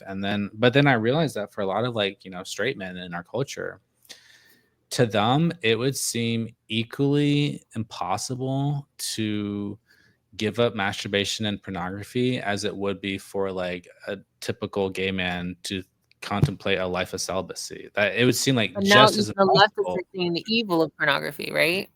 Yeah. Now Yeah. even the leftists are seeing the evil of pornography. I mean, so many things like fat positivity, and I say this as I consider myself borderline fat, but like the whole fat positivity movement, right? People eating themselves literally to death, right? And people enable that, and they say that that's a good thing, right? Whereas that doesn't give them any dignity, even if they're consenting to it. The church has, we say that's gluttony when you're gluttonous to the point that you are actually endangering your health, that is actually when you're in the territory of like something that could be considered a mortal sin, right? If you just do it knowingly and with full consent. So you see people kind of going back on the fat positivity thing. They're going back on pornography. They're going back on sex work. Well, actually, I think now the message is sex work is real work, but men who buy sex workers are horrible. They don't. It never hangs together. There's no Right. cohesion. There's no definitional cohesion for any of it. It's just. Right. Right. But as far as like the pornography thing goes, leftists are starting to hate that. Like Billie Right. Eilish like something against it. So it's just like Right. it's like we're seeing in small sort of sequestered ways that the church was right about everything all along. Right. And it does seem to be that there's like this vibe shift lately with like Catholicism and like traditional forms of Christianity that, are rooted in ancient doctrine that's unchanging and cannot possibly be updated by modern secular culture. And I think people are, and there, and it seems, there's like some there was like there's this writer for Unheard, who did a think piece recently, when I came out as Catholic. And she like mainly focused on like doll or Pria the doll, but like I was included in that story as well, as far as like Miles, I know Miles. He's great. detransitioners, turning to like Catholicism. So it does seem to be like there's this like Miles was trend or Catholic while he was in. yeah, yeah. Well, the writer I He's been thought was like, it wasn't like, I think it was a little unfair, because it was like, and when I first came out as Catholic, like pretty much everyone, like except actual Catholics, were like, oh, this is just a coping mechanism. Like you're just you're going from like one. So you got trapped by the gender ideology, and that, you saw that as a failure, but the fact that you are prone to, fall into that shows that you're just like a weak person. And so now you're like, you're just going to like another ideology to replace it as it's like this emotional crutch. And there's a lot of skepticism about like, conversion. And it's just like people frame it in this like very like secular psychological way, like, oh yeah, that makes sense for you because it's giving you psychological satisfaction, and say it's, but it's just ultimately like a crutch, and you know Hmm. and yeah, but I have a few of my own experience for that because, so for me, I'd say there. So when I was in Catholic school, I hit a point where I really wanted to believe it, and I just stopped for some reason. I couldn't make myself believe it. Believe in Christianity, and that was what was happening for me in Catholic school. Now looking back, I probably had a hardened heart because of like some of the stuff I was dealing with at that age. I was not wanting to believe it as much as I thought I would, but I did want to believe it, and I felt like I couldn't.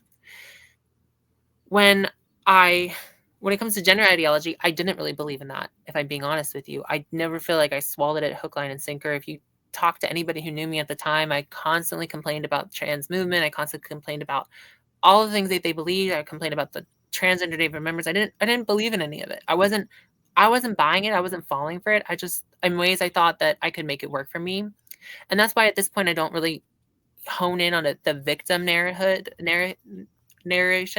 that like I'm a victim of gender ideology. No, I made choices. I don't really right, kind of hone in on that right, piece for a bunch of reasons, because I don't think it's good to identify with victimhood. But when it came to Catholicism as an adult, where when I was a kid, I wanted to believe and I couldn't. This went the other way. It was that I couldn't not believe, is that I didn't want to believe. I mean, my friend was actually listening to Gregorian chants, and I was trying to make sense of all this and all the spiritual elements of this. And I was like, you know what? I'm just going to be a Buddhist. Like, because I was like, it was like anything but Catholicism. Don't let this be true. I didn't want it to be true. And then it was. And so that was my experience. It wasn't a cope. It wasn't like something that I went directly into. It was something that I believe through the work of the Holy Spirit, that I was pushed toward over time, is that knock on the door. Behold, I stand at the door and knock. And I just opened it. That was my right. experience. Yeah, and I think, in our modern relativistic culture, it's like it's hard for people to wrap their heads around the idea that like there is like a single true church. Like there's only one. There's only like all these religions and spiritual systems. Buddhism, blah blah blah. There's like, or atheism, agnosticism, spirituality, New Age. It's like they're all claims to truth, but like unless you're a relativist about truth, that there has to be a right answer about this stuff. Like Mhm. and so when people say like, oh, you just gone from like one ideology to another, it's like, well, no, you have to evaluate like, okay, of all these ideologies, like which one's true. And it's like, and people sort of think that Catholics are arrogant because they'll say like, we are like the one true church and there's no salvation outside the Catholic Church, which is like dogma. But it's like, people, yeah, I think that's like a tough sell for the modern intellectual who's so fearful of like offending someone by saying like, actually no, the fullness of truth is like in this particular ideology, the one that was Right. founded by Jesus Christ. And so, but people like don't like that message, and they'll like accuse you of being like arrogant or something. And it's like, I know, Yeah. but I don't. Yeah, Yeah. I think it's sort of the same thing with the gender ideology stuff, though, I guess, in the way that it's like you're arrogant if you don't believe that men can become women, right? So it's like, I mean, they don't see how that is sort of a religious take in itself. It's this idea of like there's nothing really behind it, you know. I think that you never really get outside of religion, right? You only get into false religion and true religion, right? So you never really get outside of it because everybody believes something at the end of the day. They might use science to support it, they might use this to support it, they might use the perversion of science to support it, whatever. But wherever you go, you're going to find some form of dogma. Um, Even if it's just this worship of the self, you're going to create it for yourself. You're going to create your own dogma, and it's always going to be false until you right, sort of look outside yourself, look to the church, look to the teaching, and accept that as truth. Then you're going to find what you're looking right. for. So now that we're like almost 2 hours into the interview, I feel like most people probably aren't going to watch this far. So I feel more comfortable bringing Probably, yeah. this up as like a topic. But like, Okay. I want to return to the idea of like the diabolical in like the LGBT community, because now that I'm starting to like, you know, listen to people like Father Ripperger and like learn about, the sort of things that exorcists have discovered from working with the diabolical. And like, I mean, actually, like the modern scientific mind is like, oh, you're just crazy. It's like, that's like, superstitious nonsense. But it's like, it's like, you see this sort of utter depravity in, like, you're more familiar with, like, I think, like, like the gay scene, but like in the AGP world, like that's what I'm familiar with. Like, it is, I can't see it other than spiritual warfare. Like, AGP is absolutely spiritual warfare, and like it's destroying this generation of young men. Yeah. It's and the sort of pornography that's out there, that caters to AGP, that sort of like, it's it's I can't even, It's like the I veil is thinning, right? right, And I'm starting to right, see like the, I think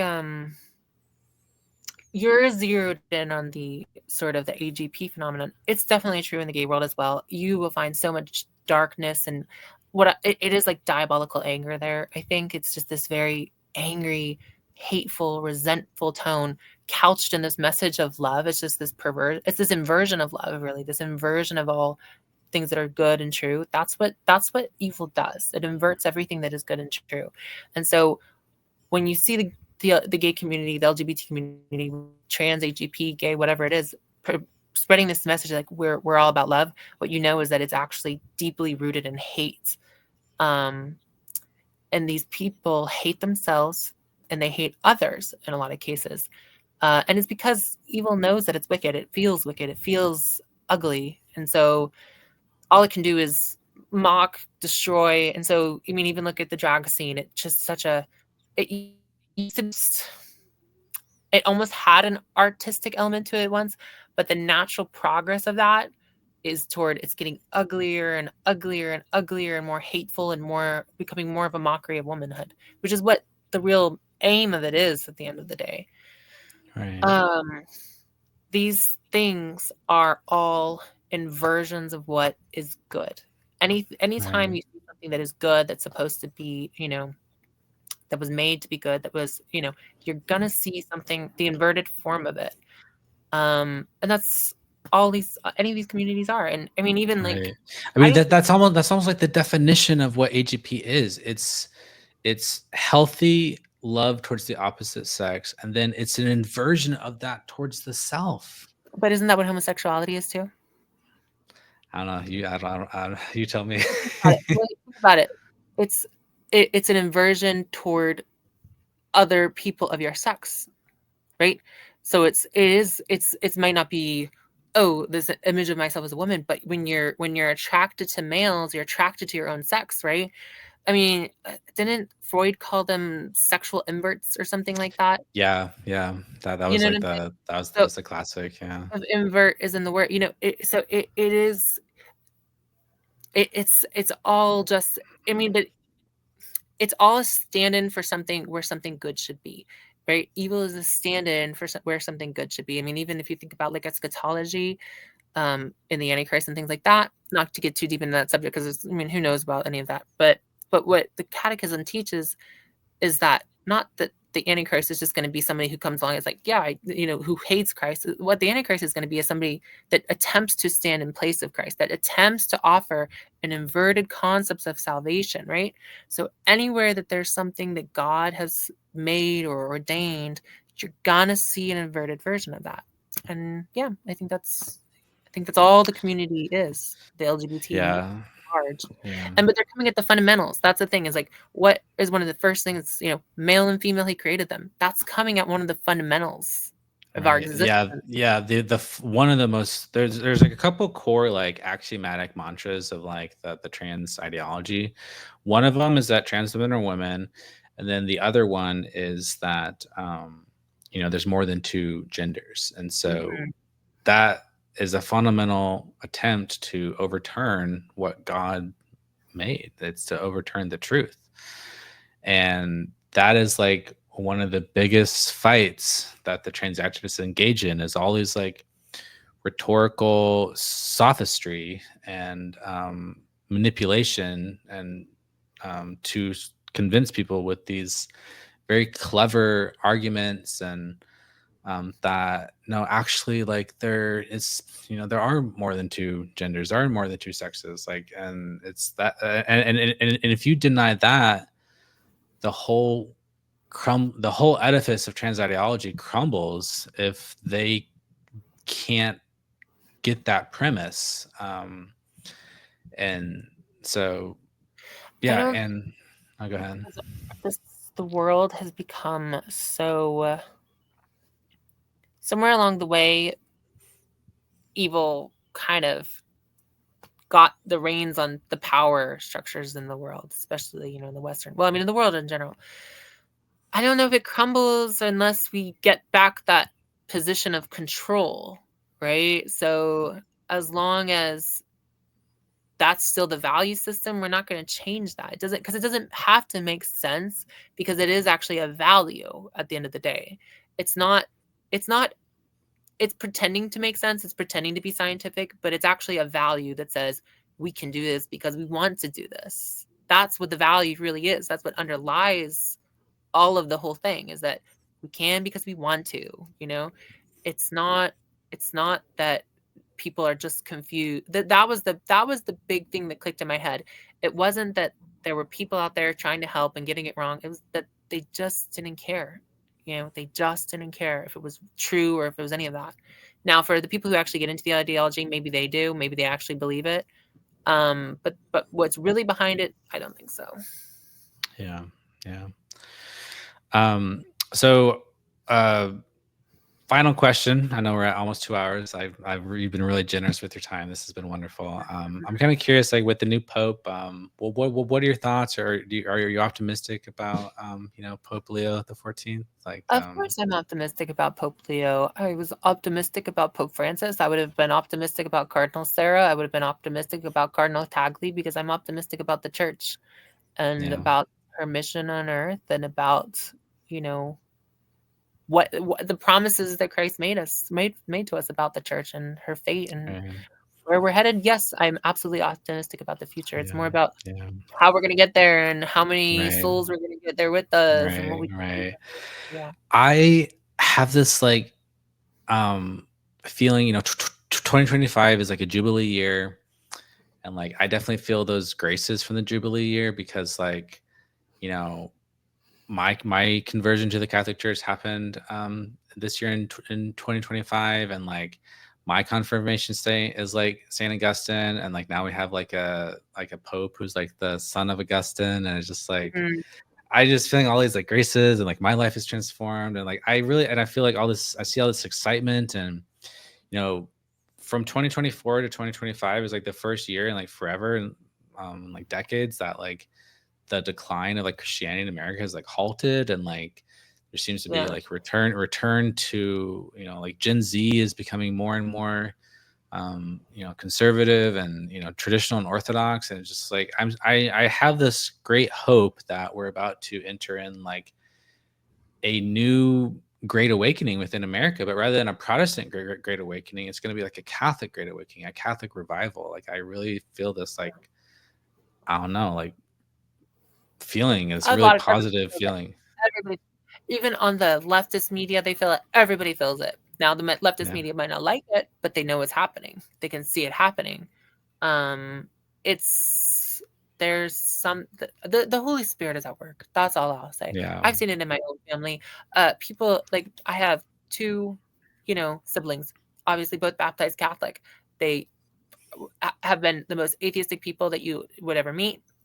One of them is talking about getting his daughter baptized this year. He's talking about going to church with my mother. The other one been spam texting me about the Pope, talking about the Pope all the time. Things are at Wow. work. That's praise the Lord. That's awesome. Mhm.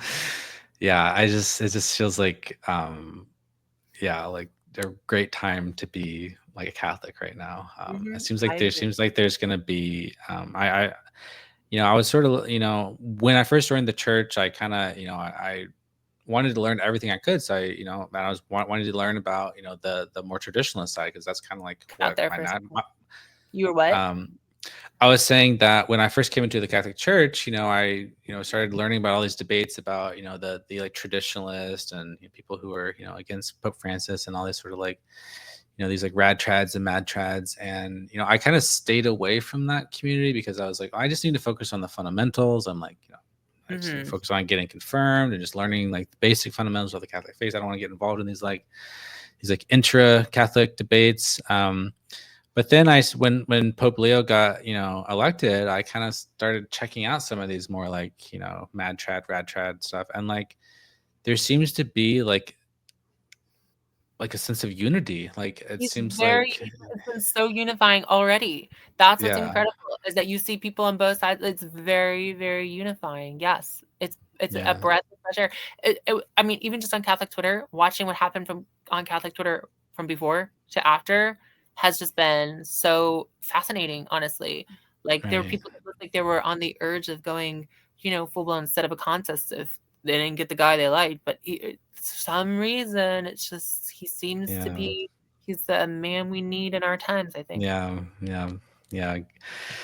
Yeah, thank you, Holy Spirit. Like, oh, it's so awesome. So, well, Seth, this has been awesome. I really enjoyed this I have conversation.